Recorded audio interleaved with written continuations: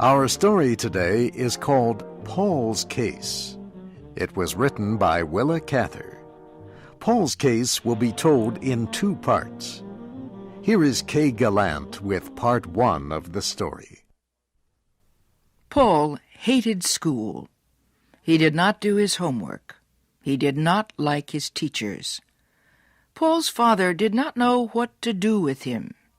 His teachers did not know either. One afternoon, all his teachers at Pittsburgh High School met together with him to discuss his case.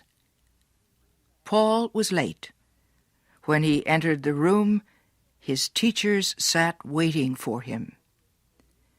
He was tall for his age and very thin.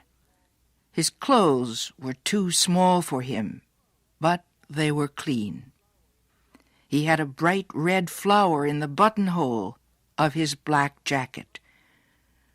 One of the teachers asked Paul why he had come to the meeting.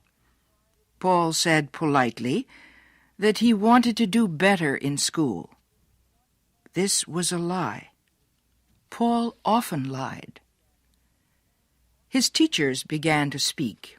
They had many complaints. One said Paul talked to the other students instead of paying attention to the lessons. Another said Paul always sat in class with his hands covering his eyes. A third teacher said Paul looked out the window instead of looking at her. His teachers attacked him without mercy. Paul's eyebrows moved up and down as his teacher spoke.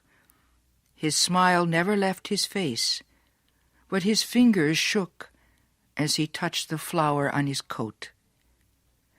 At last the meeting was over. Paul's smile got even wider. He bowed gracefully and left the room. His teachers were angry and confused. The art teacher spoke for all of them when he said there was something about Paul that he didn't understand. "I don't think he really means to be bad," he said. "There's just something wrong with that boy." Then the art teacher remembered one warm afternoon when Paul had fallen asleep in his class. Paul's face was white with thin blue veins under the skin. The boy's face looked tired and lined, like an old man's. His eyebrows moved up and down, even in his sleep. After he left the meeting, Paul ran down the hill from the school, whistling. He was late for his job at the concert hall. Paul was an usher there. He showed people to their seats. He carried messages for them. He brought them their programs with a polite bow. Everyone thought he was a charming boy and the best usher at the hall. When Paul reached the concert hall that evening, he went immediately to the dressing room. About 6 boys were already there. Paul began changing his clothes with excited hands. He loved his green uniform with the gold pockets and design. Paul rushed into the concert hall as soon as he had changed clothes. He ran up and down the hall, helping people. He became more and more excited. His face became pink, and his eyes seemed larger and very bright. He looked almost handsome. At last, everyone was seated. The orchestra began to play, and Paul sat down with a sigh of relief. The music seemed to free something in Paul's spirit. Then a woman came out and began to sing. She had a rich, strong soprano voice. Paul felt truly happy for the first time that day. At the end of the concert, Paul went back to the dressing room. After he had changed his clothes again, he went outside the concert hall. He decided to wait for the singer to come out. While he waited, he looked across the street to the large hotel called the Schenley. All the important people stayed at the Schenley when they visited Pittsburgh. Paul had never been inside it, but he used to stand near the hotel's wide glass doors. He liked to watch the people enter and leave. He believed if he could only enter this kind of a hotel, he would be able to leave school, his teachers, and his ordinary gray life behind him forever. At last, the singer came out of the concert hall. Paul followed her as she walked to the hotel. He was part of a large crowd of admirers who had waited to see her. When they all reached the hotel, she turned and waved. Then the doors opened, and she disappeared inside. Paul stared into the hotel as the doors slowly closed.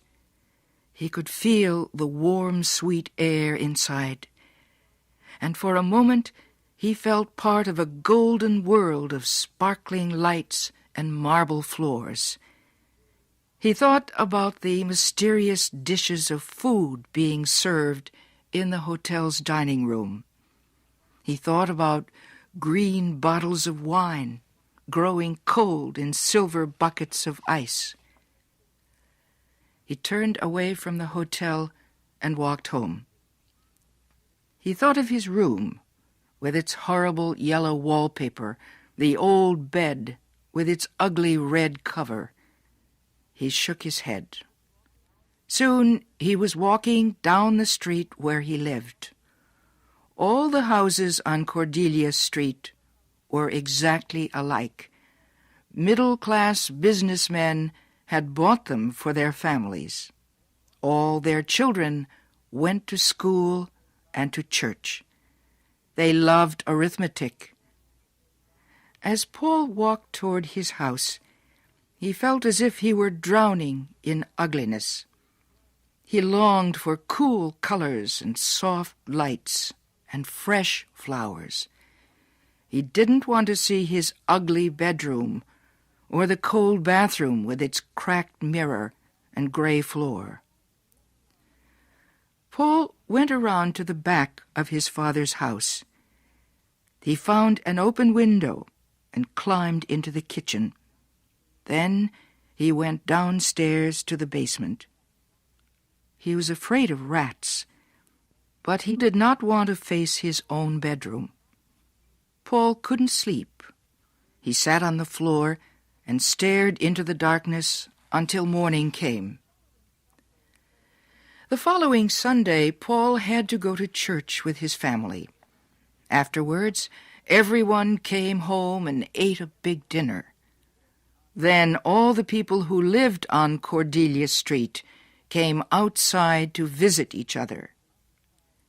After supper, Paul asked his father if he could visit a friend to get some help with his arithmetic.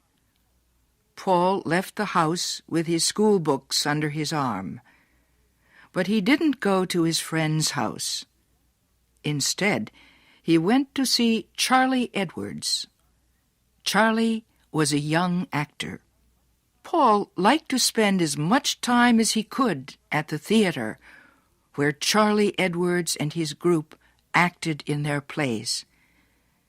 It was only at the theater and the concert hall that Paul felt really alive. The moment he smelled the air of these places, he felt like a prisoner suddenly set free. As soon as he heard the concert hall orchestra play, he forgot all the ugly, unpleasant events in his own life. Paul had discovered that any kind of music awakened his imagination. Paul didn't want to become a musician, however. He didn't want to become an actor either. He only wanted to be near people who were actors and musicians. He wanted to see the kind of life these artists led. Paul found the schoolroom even worse after a night at the theater or the concert hall. He hated the school's bare floors and cracked walls. He turned away from his dull teachers in their plain clothes. He tried to show them how little he thought of them and the studies they taught. He would bring photographs of all the actors he knew to school. He would tell the other students that he spent his evenings with these people at elegant restaurants. Then he would announce that he was going away to Europe or to California or to Egypt for a while. The next day, he would come to school smiling nervously.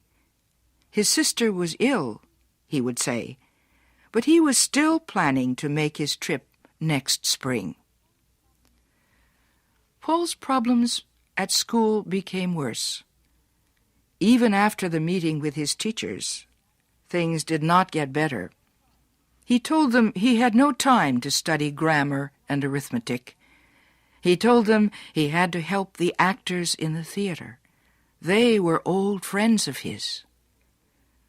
Finally, his teachers went to Paul's father. He took Paul out of school and made him get a job. He told the manager at the concert hall that Paul could not work there any more. His father warned the doorman at the theater not to let Paul into the place. And Charlie Edwards promised Paul's father not to see Paul again. All the actors at the theater laughed when they heard about the stories Paul had been telling. The women thought it was funny that Paul had told people he took them out to nice restaurants and sent them flowers. They agreed with the teachers and with his father that Paul's was a bad case.